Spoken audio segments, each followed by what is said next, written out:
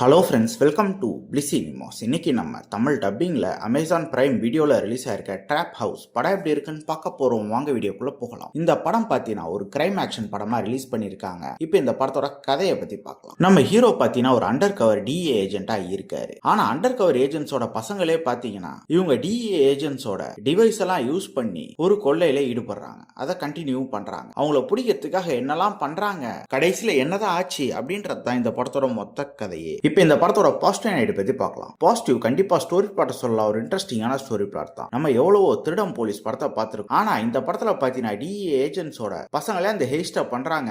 அதுவும் எப்படி டெக்னிக்கலா பண்றாங்க அப்படின்ற மாதிரி போர்ஷன்லாம் ரொம்ப நீட்டாவே காமிச்சிருக்காங்க. பெர்ஃபார்மன்ஸ் நம்ம ஹீரோ இருக்கட்டும், படத்துல நடிச்ச எல்லாருமே ஒரு நீட்டான பெர்ஃபார்மன்ஸே கொடுத்துருக்காங்கன்னு சொல்லலாம். கேரக்டர் ரைட்டிங் ஓவரால் நீட்டா எழுதிருக்காங்க. எல்லாருமே மிங்கில வந்து படத்தை பார்க்க முடியுது. படத்துல ஒரு ஆக்ஷன் போர்ஷன்ஸ் எல்லாமே நல்லா இருக்கு. அதே மாதிரி வர ஹேஸ்ட் போர்ஷன்ஸும் நல்லாவே இருக்கு. டெக்னிக்கலி படம் சவுண்டாவே இருக்கு. சினிமோட்டோகிராஃபி, சவுண்ட் எஃபெக்ட்ஸ், பிஜிஎம் எல்லாமே நல்லாவே பண்ணி கொடுத்துருக்காங்க. ஸ்கிரீன் பிளேஸ் பார்த்தீங்கன்னா ஓரளவு ஓகேவா இருக்குன்னு சொல்லலாம். ஏன்னா பல சீன்ஸ் நமக்கு ப்ரெடிக்டபிளா தான் இருக்கு. இவங்க என்னதான் ஒரு இன்ட்ரெஸ்டிங்கான ஸ்டோரி பிளாட் எழுதி எடுத்திருந்தாலும் அதை ஸ்கிரீன் பிளேல இன்னும் கொஞ்சம் பெட்டரா பண்ணியிருந்தா பல சீன்ஸ் நமக்கு ப்ரெடிக்டபிளா இருந்திருக்காது. அது மட்டும் இல்லாமல் சில போர்ஷன்ஸ் லேக் அடிக்கவும் தான் செய்யுது. மொத்தத்தில் பார்த்தீங்கன்னா இது ஒரு ஒன் டைம் வாட்சபிள் படம் தான். வேணும்னா ட்ரை பண்ணி பாருங்க. படத்தில் அடல் கண்டென்ட் இருக்கு, ஸோ ஃபேமிலியோட ட்ரை பண்ணாதீங்க. இன்னொரு வீடியோவில் சந்திக்கலாம்.